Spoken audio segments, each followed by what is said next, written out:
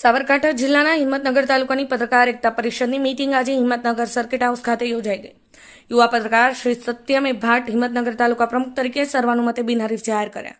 આજે હિંમતનગર તાલુકાની મીટિંગ મળી સ્થાનિક પત્રકારો, પ્રદેશ મહામંત્રીઓ કિરણભાઈ મલેશિયા અને ઝોન પ્રભારી મનોજ રાવલ હોદ્દેદારોની હાજરીમાં તેમજ કાર્યકારી જિલ્લા પ્રમુખ મેહુલ પટેલના નેતૃત્વમાં મીટિંગનું આયોજન કરવામાં આવતા હિંમતનગરના વરિષ્ઠ પત્રકારોની મોટી સંખ્યાની હાજરીમાં આજે સંગઠનના નવીનીકરણ દરખાસ્ત કરતા સર્વાનુમતે યુવા પત્રકાર એવા શ્રી સત્યમ ભાટને બિનહરીફ બહુમતીએ હિંમતનગર પ્રમુખ તરીકે નિયુક્ત કરવામાં આવ્યા હતા.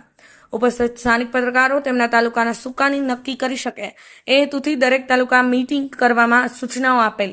પ્રદેશની સૂચનાનું 3 વાર રિપીટ કરવા છતાં અગાઉ ન થતા આખરે ચૂંટણી જાહેર કરી હતી. પત્રકાર એકતા પરિષદની બેઠક ચૂંટણીની હોવા છતાં બિનહરીફ કારોબારી બનતા એકતાનો સાચો સંદેશ આપ્યો હતો.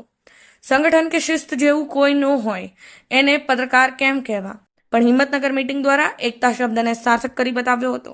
આ સંગઠન કોઈની ટીકા ટિપ્પણીમાં નથી માનતું. જેના જેવા વિચારો તેવી વાતો કરવાનો સૌને અધિકાર છે, પણ જિલ્લા અધિવેશન નક્કી કરશે સાચું સંગઠન.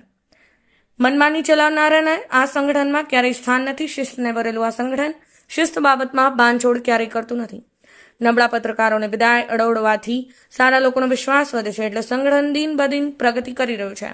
તોડદાડ કે ઉઘરાણાવાળાને આ સંગઠનમાં કોઈ સ્થાન નથી. નાના મોટા અન્ય સંગઠનો પણ આ સંગઠનમાં મર્જ થઈ રહ્યા છે.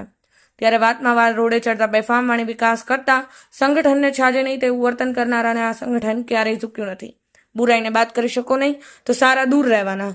એટલે આ સંગઠન નિયમ અનુસાર ચૂંટણી આપી સ્થાનિક પત્રકારોને પોતાનો પ્રમુખ નક્કી કરવાની તક આપે છે.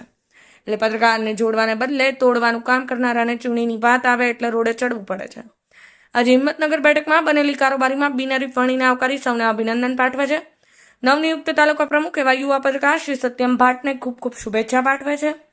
સાબરકાંઠા જિલ્લામાંથી સૌથી નાનો યુવા પ્રમુખ અને સૌથી જ્યેષ્ઠ પ્રમુખ આપી સાબિત કર્યું છે કે જેને સંગઠનમાં કામ જ કરવું છે તેને કોઈ ઉંમર નડતી નથી.